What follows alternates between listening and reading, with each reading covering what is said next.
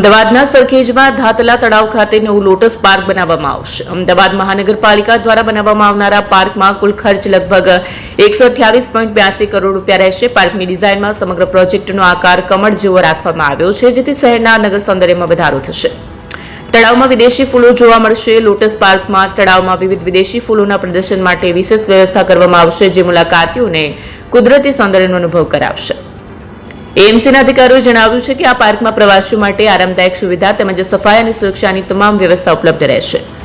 આકર્ષક પર્યટન સ્થળ બનશે. તે સ્થળે બાળકો, કુટુંબો અને નગરવાસીઓ માટે પ્રકૃતિ સાથે સંકળાવાનું એક મંચ બની શકે છે. પાર્કમાં બેઠક વ્યવસ્થા અને ચાલવા માટેના રસ્તાઓ પણ તૈયાર કરવામાં આવશે. એએમસીના શહેરી વિકાસ વિભાગે જણાવ્યું કે આ પ્રોજેક્ટ પર વધુ ધ્યાન કેન્દ્રિત કરવામાં આવશે અને ઝડપી અમલ માટે તમામ આયોજન પૂર્ણ કરાયું છે. લોટસ પાર્કનું ખુલ્લું વિઝન શહેરના લોકોને પ્રકૃતિના નજીક લાવવાનું છે, સાથે જ શહેરને એક આકર્ષક પર્યટન સ્થળ પણ બનાવવાનું છે.